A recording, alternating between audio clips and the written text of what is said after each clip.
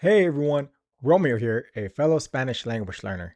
In this video, I want to explain the difference between passive and active language learning because these terms get thrown around constantly in the language learning world.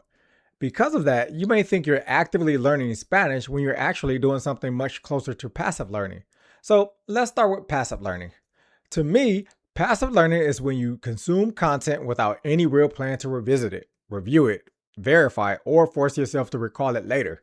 For example, we may watch a show, read a book, or play Spanish music in the background. And by doing so, we hope that if we do enough of these passive activities, we'll be able to use that Spanish later. But I think we often overestimate what passive exposure builds. Passive exposure primarily builds recognition, and recognition is not the same thing as recall. Because of our passive exposure to the language, we may be able to recognize thousands of Spanish words if we hear them or read them, but we still can freeze when we need to remember what to say or even how to say those same words in a simple sentence. For example, I can understand something like inadvertidamente, but saying it smoothly out loud, if I even choose to use it, can still be a challenge. That's why active learning matters. It forces you to move beyond, I understand this when I can see it or hear it, and into, I can actually use this when I need it. Let's talk about active learning. To understand active learning, I think it's best to think about passive and active learning in terms of percentages. Passive learning is 0% active. Let's say we're reading Spanish and we come across something that we don't understand. If we're learning passively, we'll just keep moving. But if we're learning actively, we stop, we look up the meaning, and we try to understand why the sentence means what it means. But that may still be only 50% active. We interrupted the consumption process, which is definitely better than hoping the meaning magically appears later.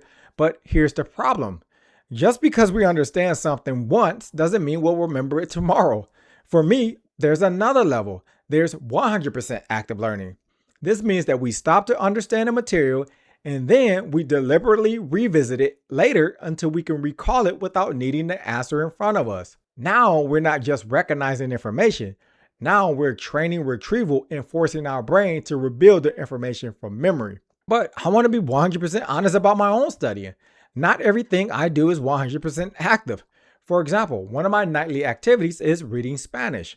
When I read, I stop, I highlight, and I look up words that I don't understand, but I also know that I rarely go back and systematically review every highlighted word, which means even my reading process has weaknesses. It's about 50% active, but if I wanted to improve my process, I can make it 100% active. But I do reserve my higher percentage active study for my telenovela watching. I create and systematically review flashcards from each episode. And I spend one day watching the episode, reading its subtitles, followed by the next day reading and studying its video script, and then the next day rewatching the episode without subtitles. But even this can be improved. If I wanted this activity to be 100% active, I would convert each episode into English and then back into Spanish so that I was 100% sure that I could produce everything I heard myself. But that would be a massive task.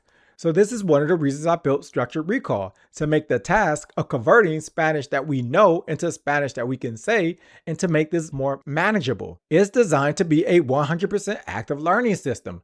The entire process is built around retrieval. You don't start by saying a Spanish answer, you start with saying an English prompt, and then you convert that English prompt back into Spanish out loud from memory. And after that, you verify, you mark it correct or incorrect, and then you move on. We send them the document during the meeting. Nosotros les enviamos el documento durante la reunión. Nosotros les enviamos el documento durante la reunión. Correct. That's active learning. So when you say you're actively learning Spanish, you're interacting with the material. You're forced to retrieve what you know and to say it correctly into Spanish. And if you don't get it right the first day, you review that same structure to make sure you can understand it the next day. Producing the Spanish that you know is exactly what structured recall is trained to do. So when you say you're actively learning Spanish, the real question is, are you really just consuming Spanish? Or are you reviewing it, verifying it, and recalling it until you can actually use it? Because those are not the same thing. Passive learning is 0% active. Looking things up in context might be 50% active. But stopping, verifying, Reviewing and forcing recall gets you much closer to 100% active learning. And in my experience, that difference changes everything. Anyway, if this video helped clarify the difference between passive and active learning, be sure to hit the like button. And until the next video, good luck on your journey toward building more functional, usable Spanish. Peace.